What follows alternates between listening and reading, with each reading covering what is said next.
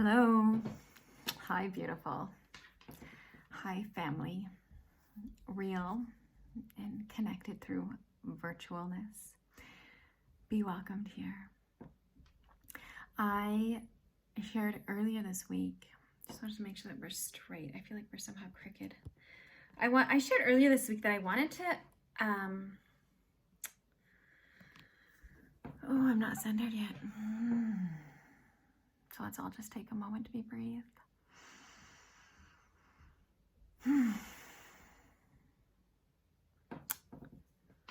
I shared that I wanted to share about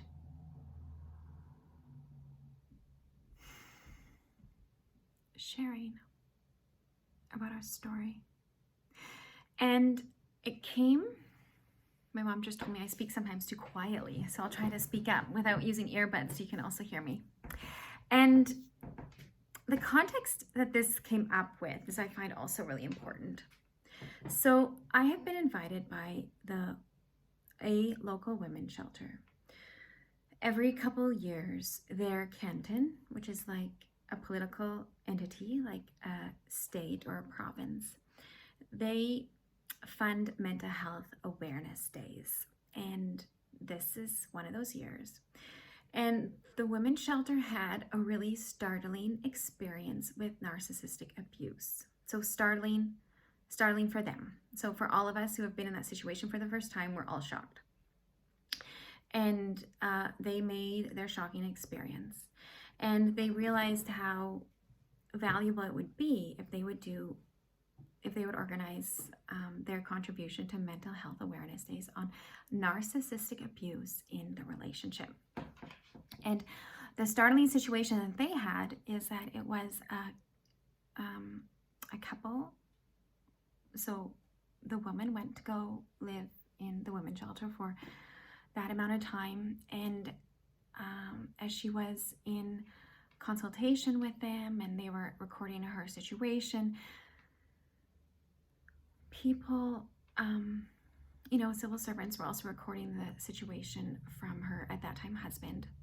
And people supposedly knew both people. And however it came about, people were startled at how the way the woman, this time it happened to be a woman, the way she experienced her husband and how her husband presented himself to the civil servants. And so we know that this is our daily life that we're dealing with, and it's really nice when the civil servants and people working in these official positions also begin to realize how startling the difference is between the person that we know in relationship and the person how they present themselves to be. And this was the context that motivated them to be like, we are going to do something to Mental Health Awareness Days. And it's a topic of narcissistic abuse in their relationship.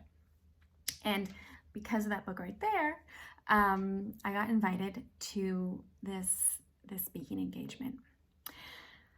And when I was talking to the lady who was planning it last week during our conversation, first of all, she noticed how my chapter in Changemakers is about after the relationship. Narcissistic violence after the relationship. And that was a problem for her because their focus was within the relationship.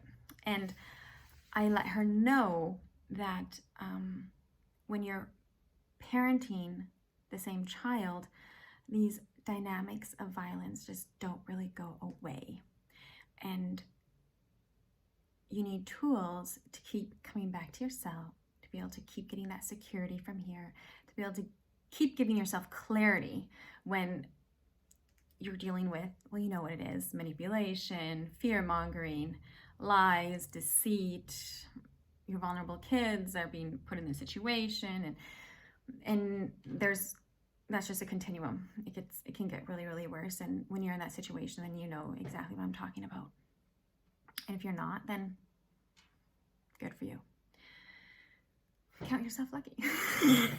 Those of us who are in that situation, we'll count ourselves lucky because In a life where everything is happening for us, it's just our next opportunity for freedom. So, to come to the point, during this, it became a quite, in a way, like tense discussion with her. Because I was saying, like, you leave the relationship like any other relationship, but what is so shocking and confusing with this type of relationship is that you leave the relationship, but actually, like, you leave the four walls, but the relationship continues, like here, and in other ways that we don't see. So we need to understand this is the dynamic of the relationship. And then she asked me to share about the violence that I experienced in my relationship, and I said no. And she asked me, is there a court order that prevents me to speak about it? And I said no. And she asked me, what did she ask me? And then I shared, I said, look, the violence that took place that has not been presented through the police, in the courts, and validated, is like slander and libel. So I didn't place these, police reports. And so I said, there's no proof other than my own experience. And obviously, no matter what I say, even when we're not talking about what took place in the past, it's just normal. Whenever I say, it's always contradicted, period. And if I say anything that could insinuate slander or libel, then I'm aware that I'll hear about it. And so I explained this to her, that it's not okay for me on that personal level to talk about the violence that took place. On another level, it's done. And I don't need to present myself as that person who experiences violence. So it's done for me there too. I don't need to be identified with that anymore. It's not satisfying for me anymore. For when we go through that healing process, it becomes really important to talk about it and to identify it and name it. And once we experience peace and have gone through our transformation, it's something there, and it's done. Like for me, it's done. I don't need to talk about it anymore. I could talk about it. The shame's not there anymore, so it's really easy to talk about it. And I don't really feel like the value is there. I don't really feel like we can read media, we can watch movies. It's like we know what takes place. And I provide a different service. It's not to like experience these horror stories. And what was so phenomenal about this conversation is that she told me that they received an anonymous caller, and the anonymous caller let them know that they would also be present and listen to my talk and be recording it, in case, like, for the same reason. If I use slander or libel, then I'll have a couple lawyers at my neck. Which is so awesome. I think that's really awesome that this anonymous caller called, because it brought like the cherry on the top of the ice cream. It's like, you leave the relationship, you leave the four walls, and these dynamics just keep on taking place. So what are you going to do? What are you going to do? And I love it how, because of this call, she was able to understand that, like, oh yeah, actually, we think in the relationship, and when we leave the relationship, it's done, but actually it's like, it's a daily life thing. How do you deal with this? And this isn't the first time that someone showed up in the background and so I'm aware that I'm being watched. And I was noticing, like, of course I'm the one who gives me permission to share. I was also noticing, like, where is this confidence coming from in me? Like, when I'm in this room in front of these people at this public event, where is this confidence coming from me that I won't accidentally say something that could be interpreted as slander and libel?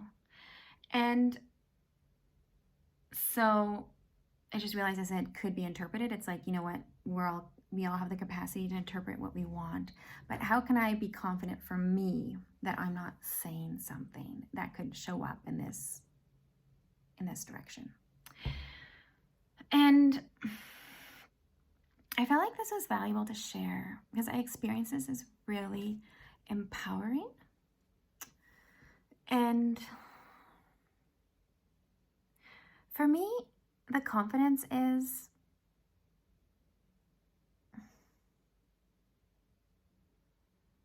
I just received a message that I'm also letting soak in. It's like I've done my cleanup work. No, I don't have any more regret. I don't have anything left to prove. It's like I witnessed myself. I speak my truth. I'm not going for other people's approval. And I don't have any sense in me of how to, what's that word called? Not reprimand, not to, resentment is coming up. Not experiencing bitterness, don't have the resentment, retribution. Is that the word that I'm looking for? It's like having to have them pay for their injustices. Anyways, when you're watching this, please put the word that I'm looking for in the comments. Yeah, I don't have that. And then so when I was witnessing myself in this, it was like, well, what am I sharing for, you know? Is there a motive? What is the motive? And so I got still in that too. And what showed up was the alternative. You know, I'm sharing the alternative to this confusion that we live through in these situations. I'm sharing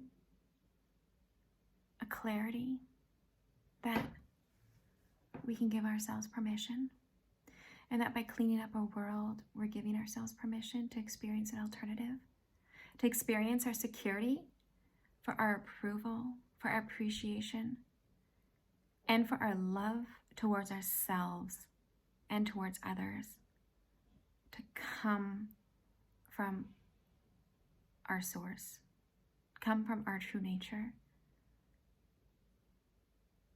And even as I say that, you know, it's just like this basking sense of like phenomenal comfort that's just radiating from my heart. It's like, oh, Tammy, sit back and just receive it.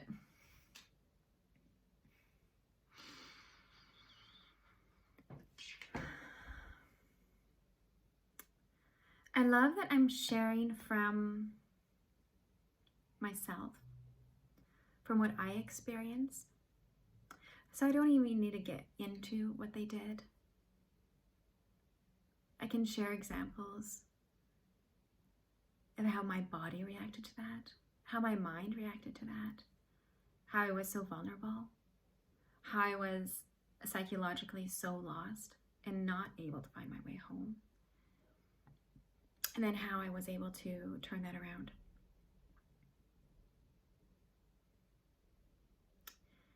And, you know, isn't that the power of our stories?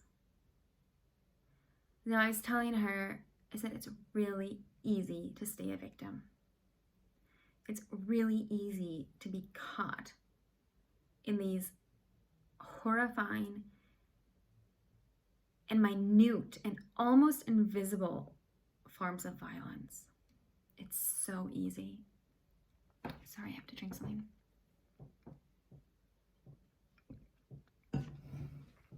And how it's hard. It's hard to clean up our mind.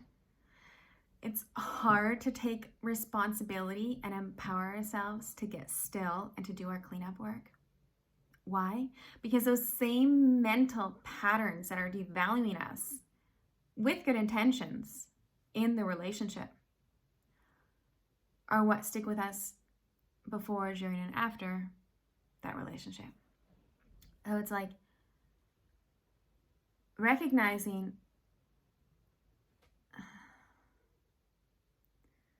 recognizing that they're no longer true for us, recognizing that our vision is one of another. It's recognizing that I can't afford to keep doing what I was doing because I saw where it was getting me, and I had absolutely no idea why that was, because I had the purest heart, I had the best intentions, and it landed me into catastrophe again and again. I was realizing that I had no idea what I was doing to be in that situation, and I knew I had to stop it.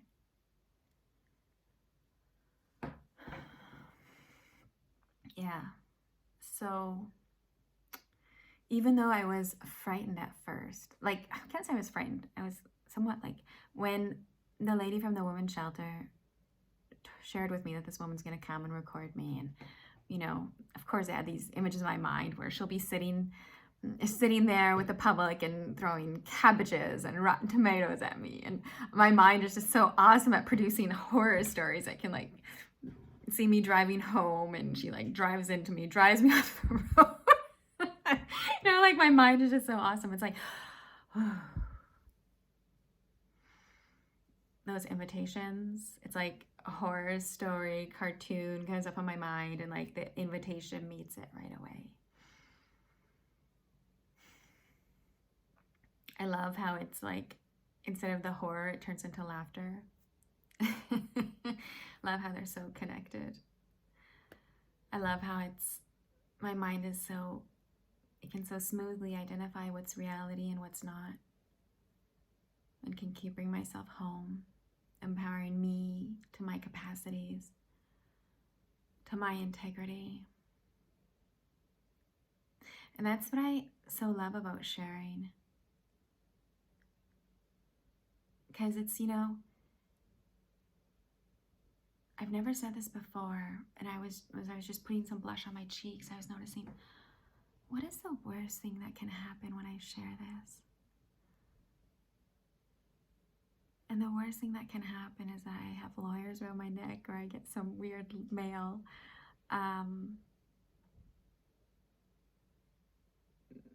With forms of threat or misuse of what I say. And, you know, it's like, when I can lean into it, when I can be really brave and speak my truth, it's like the horrors are done. And what they've left in my wake are so much grace and abundance, so much generosity towards me and other people, so much connection that I experience within me towards life, towards this table, towards nature, towards my daughter, towards everyone and everything. It's like, if that was the cost to go through that hell on earth, and, like, this is the benefit. I did my cleanup work again and again. You know, our mind doesn't dictate when we're done healing.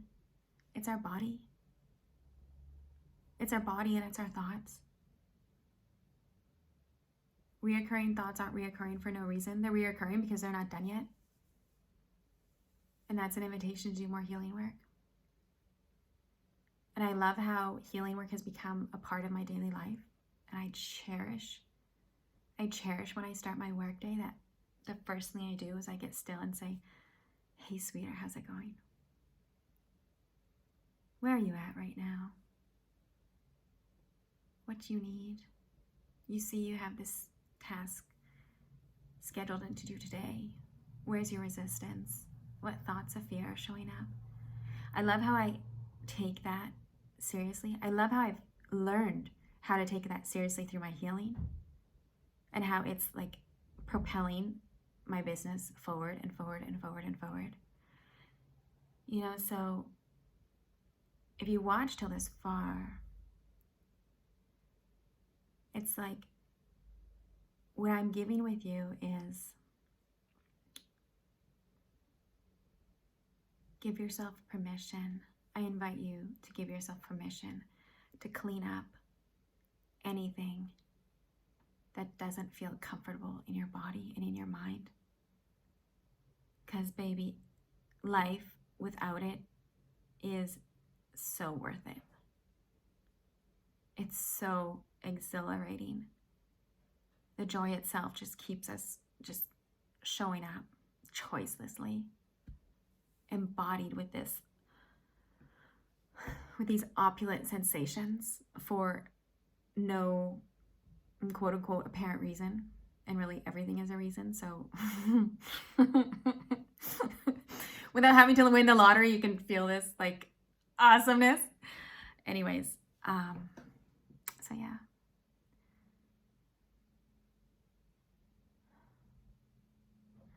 I share my story because there's an awesome life that has showed up for me on the other side. And I invite every single one of us to it. The courage. A quote from Byron Katie that I love is, turning it around rather than waiting for others to turn around is the beginning of a road less traveled. Loving you, sweetheart. Wishing you a lovely rest of your day. And I so look forward to hearing your comments below.